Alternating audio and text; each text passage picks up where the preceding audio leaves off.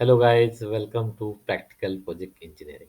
आज हम बात करेंगे कॉन्ट्रैक्ट मैनेजमेंट क्या होता है और किन किन स्टेजेस के थ्रू होते हुए कॉन्ट्रैक्ट मैनेजमेंट स्टार्टिंग से लेके उसका एंड प्रोसेस क्या रहता है।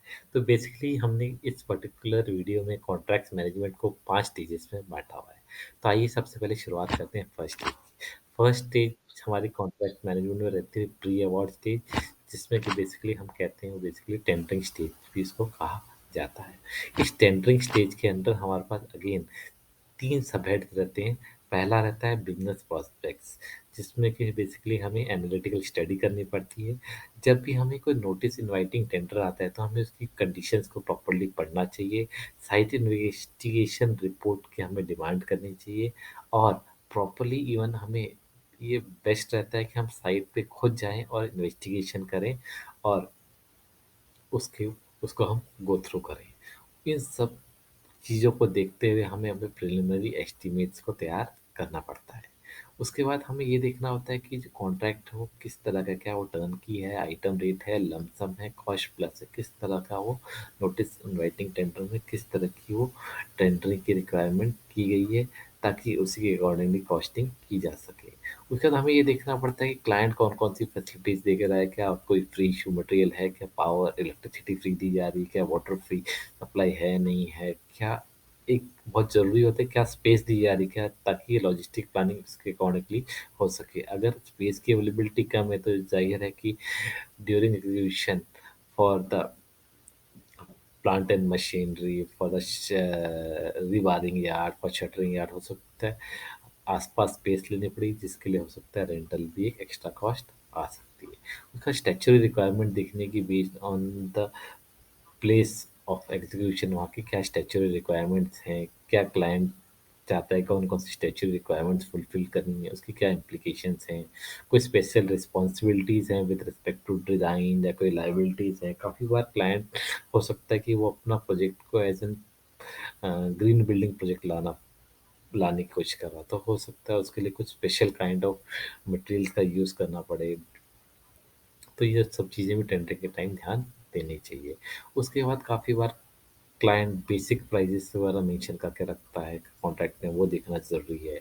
ये देखना ज़रूरी है कि विद रिस्पेक्ट टू जब कॉन्ट्रैक्ट ड्यूरेशन चल रहा है, अगर उसमें मटेरियल का कुछ प्राइस वगैरह काफ़ी ज़्यादा वेरी होता है तो क्या उसमें एस्केलेशन की कोई क्लॉज है कि नहीं है। लेबर के रेट एकदम सडनली बढ़ जाते हैं तो क्या उसकी एस्केलेशन है कि नहीं है। उसका मोबिलाइजेशन जैसे कि एडवांसेस क्लाइंट के थ्रू दिए जा रहे हैं नहीं दिए जा रहे हैं। इन्वॉइसिंग की क्या मेथड रहेगी, कैसे मेजरमेंट होगी, कैसे सर्टिफिकेशन होंगे, पेमेंट के टर्म्स वगैरह क्या हैं, कितनी देर में पेमेंट्स वगैरह होने वाली है। अगर कोई एडवांसेस से मोबिलाइजेशन मिला है तो उसकी रिकवरी किस तरह से होने वाली है। कौन कौन सी बैंक गारंटी की रिक्वायरमेंट है, performance bank guarantee, advance bank guarantee, retention bank guarantee, during defect liability period कौन कौन सी बैंक गारंटी की लाइबिलिटी रहने वाली है, इंश्योरेंस कौन लेगा। काफ़ी बार कार पॉलिसी जो होती है कॉन्ट्रैक्टर और रिस्क को काफ़ी बार क्लाइंट अपने स्कोप में भी रखता है, तो वो किसके स्कोप में वो देखना ज़रूरी है। परफॉर्मेंस जो है कॉन्ट्रैक्ट को कितने टाइम में काम को परफॉर्म करना है, उसके अकॉर्डिंगली हमें डायरेक्ट कॉस्ट, इनडायरेक्ट कॉस्ट की कैलकुलेशन करनी ज़रूरी है। ओवरहेड कितने रहेंगे उसकी हमें कैलकुलेशन करने की ज़रूरत है। अगर पेमेंट्स वगैरह भी है वो देखना है कि अगर ओवर ड्यू हो जाती है तो क्या उस पर इंटरेस्ट मिलेगा नहीं मिलेगा। और जो थर्ड है आफ्टर एनालिटिकल स्टडी और टेंडरिंग, थर्ड रहता है ऑर्डर बुकिंग। एक बार हमने अपनी वर्किंग वगैरह कर ली, then we start doing liaisoning negotiation with the client, client representative के साथ, ताकि हम एक एक्सेप्टेड एग्रीड प्राइस पे आ जाए। और एक बार एग्रीड एक्सेप्टेड प्राइस आ जाता है तो then it is all about shift of L O I. Shift of L O I पे हमारा बेसिकली प्री टेंडर स्टेज है वो सक्सेसफुल माना जाता है। उसके बाद हम नेक्स्ट स्टेज पे आ जाते हैं जो वो बेसिकली होता है फॉर्मल कॉन्ट्रैक्ट स्टेज। इस पे कि हम बेसिकली बात करते हैं दोनों पार्टीज एक कॉन्ट्रैक्ट पे एग्री करती हैं। तो दिस ये जो बेसिकली कॉन्ट्रैक्ट स्टेज है फॉर्मल कॉन्ट्रैक्टिंग की, ये ना सिर्फ टेक्निकल और कमर्शियल एस्पेक्ट्स को देखना चाहिए बल्कि ग्रेट एक्सटेंट तक लीगल एस्पेक्ट्स को देखना आज की डेट में बहुत ज़्यादा ज़रूरी है। एक एग्रीमेंट बेसिकली लीगल बाइंडिंग तब बनता है जब दोनों पार्टीज की फ्री कंसेंट हो, दोनों पार्टीज कॉम्पिटेंट हो कॉन्ट्रैक्ट में को साइन करने का, और जो कंसिडरेशन है वो लॉफुल होना चाहिए। इसके अलावा जो एग्रीमेंट है that should not be expressly declared as void, and जो एग्रीमेंट है वो जितने भी प्रोविजंस ऑफ लॉ हैं उसको कंप्लाई करना चाहिए, रिटर्न में अटेस्टेड होनी चाहिए और रजिस्टर्ड भी होने चाहिए। और एक जो फॉर्मल कॉन्ट्रैक्ट है वो आज की डेट में एब्सोल्युटली नेसेसरी हो जाता है कि उसको स्टैम्प पेपर पे साइन किया जाए। मोस्ट इम्पॉर्टेंटली जब हम स्टेट ओन्ड कॉरपोरेशन या गवर्नमेंट के डिपार्टमेंट के साथ हम उसको एग्रीमेंट उसका कॉन्ट्रैक्ट साइन हो रहा हो। डिपार्टमेंट ऑफ गवर्नमेंट हम CPWD, TPWD की बात करते हैं, उसके अलावा हम पब्लिक लिमिटेड कंपनीज की कोई बात इसमें करते हैं। LOI भी ज़्यादातर काम चल जाता है, बट एक फॉर्मल कॉन्ट्रैक्ट का साइन होना बहुत ज़्यादा ज़रूरी है। और ये प्रैक्टिस आज की डेट में इवन प्राइवेट सेक्टर में जितनी अच्छी कंपनीज आप देखेंगे वो स्टैम्प पेपर पे एग्रीमेंट को साइन, फॉर्मली कॉन्ट्रैक्ट को साइन ऑफ करवाती हैं। और सबसे जो इसमें बेहद ज़रूरी बात है फॉर्मल कॉन्ट्रैक्ट में, कि ड्यूरिंग लाइजनिंग या ड्यूरिंग नेगोशिएशन अगर कुछ भी अंडरस्टैंडिंग रही हो किसी भी चीज़ की, कुछ प्लस माइनस किए गए हों नेगोशिएशन में with respect to notice inviting tender, तो हर एफर्ट लेना चाहिए कि जो भी ऐसे में अंडरस्टैंडिंग रही हो वो फॉर्मली कॉन्ट्रैक्ट में इनकॉर्पोरेट की गई हो। उसके बाद हम आते हैं अपनी नेक्स्ट स्टेज। एक बार अगर कॉन्ट्रैक्ट साइन हो जाता है तो हमारी थर्ड स्टेज आती है हमारी पोस्ट अवार्ड स्टेज, जिसको कि हम कहते हैं एग्जीक्यूशन स्टेज भी। इस एग्जीक्यूशन स्टेज में बेसिकली हमें देखनी होती है फ्रॉम द स्टार्टिंग कि हमारी एक डिटेल्ड प्लानिंग की होनी चाहिए, work method work methodology sign होनी चाहिए, कंस्ट्रक्शन स्कीम पता होनी चाहिए, शेड्यूल्स वगैरह मास्टर प्लान है जो वो होनी चाहिए, ज़ीरो कॉस्ट की फ्रेमिंग होनी चाहिए, इनवॉइसिंग की मेथोडोलॉजी इन प्लेस होनी चाहिए स्टार्टिंग से ही। उसके बाद जब हम ऑन साइट एग्जीक्यूशन की बात करते हैं तो हमारे पास सारे systems with respect to RFI से लेके किस तरह से हमें मटेरियल की जो इंस्पेक्शन रिपोर्ट है, काम को एग्जीक्यूट करने से पहले RFIs वगैरह साइन होनी चाहिए, सारे system and controls in place होने चाहिए। हमारी प्रोजेक्ट मैनेजमेंट बहुत ही फुल प्रूफ होनी चाहिए कि प्रोजेक्ट को किस तरह से मैनेज किया जाना है, अदरवाइज सारा कॉन्ट्रैक्ट के टाइम की वर्किंग इधर से उधर जा सकती है। और इस एग्जीक्यूशन के टाइम द मोस्ट इम्पॉर्टेंट रहता है हम डॉक्यूमेंटेशन करें डिलेस को, क्योंकि जनरली हमने देखा है कि ज़्यादातर प्रोजेक्ट्स डिलेस में चले जाते हैं, तो इसलिए डॉक्यूमेंट करना ज़रूरी है कि वो डिलेस क्या वो एट्रीब्यूटेबल थे क्लाइंट्स को या उनके रिप्रेजेंटेटिव्स को, या किसी फोर्स मेजर कंडीशंस की वजह से, या कोई गवर्नमेंट एक्शंस की वजह से, या कॉन्ट्रैक्टर के अपने या उनके सब कॉन्ट्रैक्टर की वजह से डिलेस हुए हैं। डिलेस को इसलिए डॉक्यूमेंट करना ज़रूरी है क्योंकि कंसिक्वेंसेस डिलेस के बहुत अहम रोल दिखाते हैं जब हम प्रोजेक्ट की बात करते हैं, क्योंकि वो प्रोजेक्ट को कॉस्ट ओवररन में ले आ सकते हैं, आइडलिंग ऑफ रिसोर्सेज हो जाती है अगर इन बिटवीन अगर हमारे पास कहीं से डिलेज हैं। काफ़ी बार डिलेज को ऑफसेट करने के लिए एक्सेलरेशन किया जाता है काम का, जिससे कि अगेन एक एक्स्ट्रा कॉस्ट आ जाती है। काफ़ी बार अगर पेमेंट्स में डिले आता है तो हमें उसको डॉक्यूमेंट करना ज़रूरी है, क्योंकि हो सकता है हमें काम चलाने के लिए अपनी तरफ से फाइनेंसिंग वगैरह कॉस्ट की करनी पड़े। उसके बाद अगर डिलेस कॉन्ट्रैक्टर की तरफ आते हैं तो काफ़ी बार पेनल्टीज वगैरह में भी वो कन्वर्ट हो जाती हैं, LD वगैरह इम्पोज की जाती है क्लाइंट्स के द्वारा, तो इसलिए डॉक्यूमेंट करना उनको डिलेस को बहुत ज़्यादा ज़रूरी है।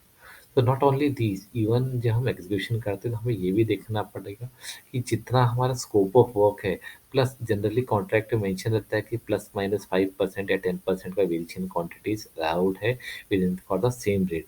अगर एबनॉर्मल वे में अगर क्वांटिटी का वेरिएशन हो रहा है तो हमको उसको भी एक्स्ट्रा रेट के एक्स्ट्रा रेट या एक्स्ट्रा न्यू रेट के रूप में हम उसको क्लेम कर सकते हैं। कोई हमें ये देखना है कि जब भी हम काम को एग्जीक्यूट करें क्या वो प्रॉपरली स्पेसिफिकेशंस में, ड्राइंग्स में, BOQ में मेंशन है या नहीं है, क्या उसकी वजह से कोई एक्स्ट्रा आइटम तो नहीं, जब हम काम कर रहे हैं कोई नया एक्स्ट्रा आइटम तो नहीं है जो BOQ में मेंशन नहीं है और उसको हम स्टार्टिंग में नहीं, क्लाइंट ने बोले कॉन्ट्रैक्टर ने उसको नहीं इनिशिएट किया था और अब एग्जीक्यूट करना पड़ रहा है। तो ये सब को लेके भी एक्स्ट्रा आइटम्स बन सकते हैं। जब हम बात करते हैं डिलेज की या किसी और एक्स्ट्रा क्लाइंट के रिक्वायरमेंट की, तो क्लेम्स मैनेजमेंट को भी कंट्रोल में रखना ड्यूरिंग एग्जीक्यूशन बहुत ज़्यादा ज़रूरी रहता है। तो ये होती थी थर्ड स्टेज। आइए अब चलते हैं fourth stage. Fourth stage basically रहती है क्लोजर ऑफ कॉन्ट्रैक्ट।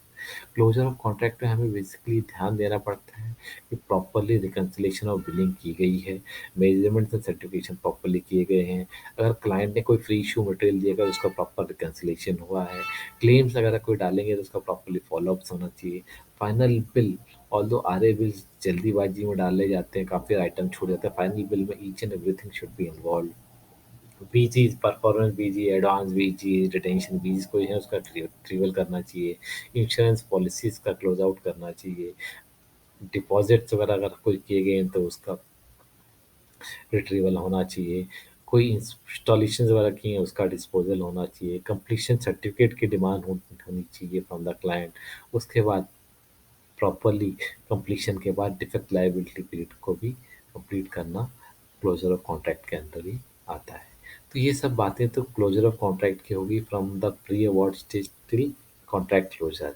बट कभी कभी क्या होता है काफ़ी सारे क्लेम्स वगैरह या काम वगैरह रुकने की वजह से कभी either from the client side और फ्रॉम द एग्जीक्यूशन स्टाइल तो डिस्प्यूट काफ़ी बार आ जाते हैं, और अगर डिस्प्यूट का रेजोल्यूशन नहीं निकलता है तो हमें डिफरेंट पैरामीटर्स हैं हमारे पास जिसके थ्रू हम क्लेम का जो डिस्प्यूट है इसका रेजोल्यूशन कर सकते हैं by negotiation with in client और consultant with the execution partner, by accord और सेटिस्फेक्शन, या तो वो उसको समझा दे या उसको समझा दे, अगर दोनों मान जाते हैं सेटिस्फाई हो जाते हैं तब भी क्लोज हो सकता है, बाय गुडविल अगर हो सकता है गुडविल बेसिस पे कोई किसी को कि हाँ ठीक है रेगुलर हमारा क्लाइंट है कुछ है गुडविल बेसिस पे क्या आगे देख लिया जाएगा, इस बेसिस पे क्लोज हो सकते हैं, डिस्प्यूट रेजोल्यूशन हो सकता है, अगर कॉन्ट्रैक्ट प्रोवाइड करता है तो आर्बिट्रेशन में भी जा सकते हैं, अगर ये सब चीज़ें नहीं होती एट लास्ट कोर्ट के थ्रू एक्शन जाके भी डिस्प्यूट का रेजोल्यूशन किया जा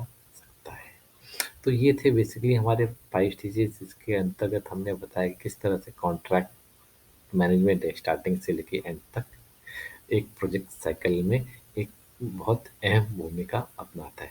अगर इस वीडियो से अगर आपको कुछ अच्छा सीखने को मिला हो तो ज़रूर इस वीडियो को लाइक करें, अपने दोस्तों के साथ शेयर करें, और ऐसी ही इम्पोर्टेंट वीडियोस अब तक आने के लिए आप इस चैनल को सब्सक्राइब करें और बेल आइकन हिट करके ऑल दबा दें।